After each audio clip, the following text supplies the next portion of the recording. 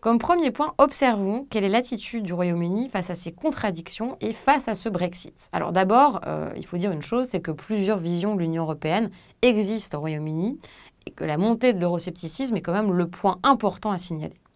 Le Royaume-Uni est composé, vous le savez, de plusieurs territoires marqués par des différences culturelles, mais aussi des conceptions politiques différentes.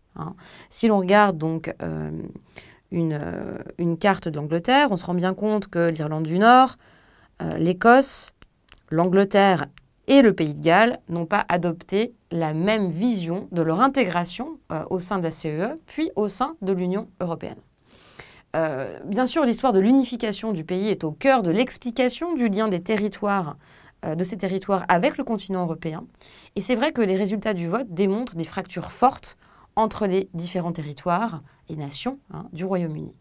Alors l'Angleterre, bien sûr, vous le voyez ici, et vous le savez, c'est principalement prononcé pour le Brexit à 53,4% des voix.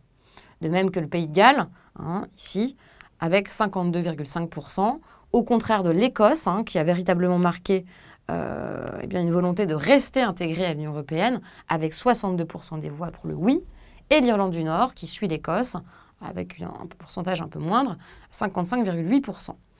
Ils ont donc voté pour le oui, mais le non l'a emporté. Le Brexit l'a emporté en grande partie grâce aux voix de l'Angleterre. À l'Est et dans quelques bastillons conservateurs et le UKIP, le Out est largement donc voté. Dans certaines grandes villes, comme Londres ici, on se rend compte qu'au contraire, le vote en faveur de l'UE était cependant en tête. Ce qui illustre en fait une fracture forte entre finalement les banlieues, les campagnes et les grandes villes. Alors le Pays de Galles a également rejeté l'Union européenne à 53%, à l'exception de Cardiff, qu'on voit bien ici. Il y a aussi une autre tendance à démontrer, c'est l'idée des générations et du fossé qui existe justement dans cette conception, dans cette vision de l'Europe, entre les différentes générations. Selon les sondages, les Britanniques de plus de 50 ans ont voté en faveur du non pour rester justement intégrés à l'Union européenne. Alors que les plus jeunes générations, moins mobilisées, se sont prononcées pour le statu quo.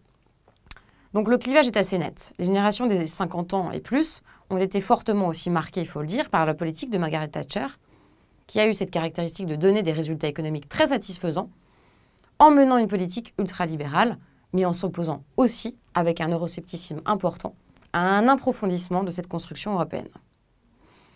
Selon les études de l'Institut YouGov, 66% des 18-24 ans ont voté pour rester justement dans l'Union européenne, 52% chez les 25-49 ans. Comme on l'a dit tout à l'heure, les plus de 50 ans ont voté massivement pour le Brexit.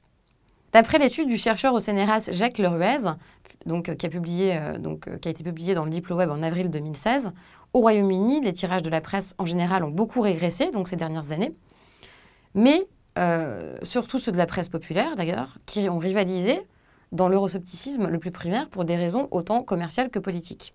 C'est-à-dire que l'euroscepticisme fait vendre. Grosso modo, les tirages des titres eurosceptiques se partagent environ 80% de l'ensemble de la presse de Londres, ce qui est absolument énorme. Mais alors, quelles conséquences pour l'Angleterre au niveau justement du Brexit? D'abord, il faut le dire, la livre sterling est tombée, après le 23 juin, à son plus bas niveau depuis 1985.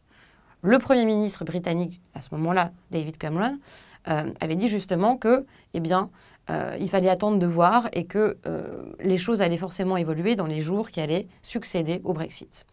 Les délocalisations sont déjà massives. Les entreprises britanniques quittent justement l'Angleterre pour partir sur le continent. Theresa May, actuelle première ministre anglaise, a la volonté de montrer justement que ce Brexit peut avoir du sens en voulant fermer plus strictement les frontières, puisque c'est ce qu'attendaient finalement ceux qui ont voté pour le non. Elle insiste sur la nécessité de mettre fin au mouvement de masse incontrôlé de la population. Évidemment, finalement, l'Angleterre, qui avait été justement intégrée à la politique d'accueil quand même, dans une moindre mesure que sur le continent, des Syriens réfugiés du Moyen-Orient, voudrait plus intervenir sur place, c'est-à-dire au Moyen-Orient, et non plus dans l'accueil de réfugiés. Un deuxième point donc sur les conséquences de ce Brexit en Irlande et en Écosse. Alors, l'Irlande du Nord, qui fait partie, vous savez, du Royaume-Uni, au lendemain donc, du Brexit, a rappelé que la défection du Royaume-Uni, son principal partenaire, pourrait coûter à l'Irlande jusqu'à 3 milliards d'euros en 2 ans. L'opinion publique évaluée par la presse évoque un cauchemar. Les contrôles aux frontières ne seront bien sûr pas rétablis immédiatement, les échanges ne vont pas s'arrêter du jour au lendemain, mais il s'avère que les réactions des marchés financiers au lendemain du Brexit donnent une idée de ce qui va se passer. C'est vrai qu'il y a eu une chute des cours et effectivement donc une perte très notable pour les marchés financiers depuis le mois de juin. Du côté des politiques, au niveau de l'Irlande, le Sinn Féin, ancienne vitrine de l'armée républicaine irlandaise, n'a pas attendu longtemps avant, bien sûr, d'attaquer et de faire le procès de ce Brexit. Bien évidemment, ce qu'il faut comprendre, c'est que le Sinn Féin est donc présent sur les deux côtés de la frontière entre l'Irlande du Nord et l'Irlande du Sud. Et ils ont très clairement dit qu'ils étaient absolument défavorables à ce que le Royaume-Uni dise non à l'Union européenne. Ils ont même justement lancé donc une volonté de remettre en place un référendum pour pouvoir se séparer du Royaume-Uni pour justement donc éventuellement rejoindre l'Irlande du Sud. En tout cas, plus de 55% des électeurs nord-irlandais ont voulu rester intégrés à l'Union européenne. Beaucoup ont craint notamment le retour de postes frontières qui donc compliquerait forcément les mouvements vers la République d'Irlande voisine. L'autre territoire europhile déçu, c'est l'Écosse. Avec 62% de suffrages, on le voit bien, l'Écosse est entièrement bleue ici. Et l'Écosse se sent désormais beaucoup moins britannique. Alors 2 ans après avoir rejeté l'indépendance, souvenez-vous, en septembre 2014, avec 55% des voix, les électeurs écossais se retrouvent tout à coup, à nouveau, dans une situation nouvelle, qui permet encore une fois l'idée peut-être de rêver à une éventuelle indépendance. Nicola Sturgeon, qui est la première ministre de l'Écosse et chef du Parti national écossais, a réagi très tôt, le 23 juin 2016, pour saluer le vote fort et sans équivoque, je cite, des Écossais pour rester dans l'Union européenne.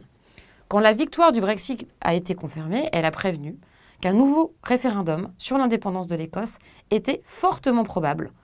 Évidemment, le manifeste du SNP établit que le Parlement écossais doit pouvoir organiser un autre référendum en cas de changement significatif des circonstances qui prévalaient en 2014.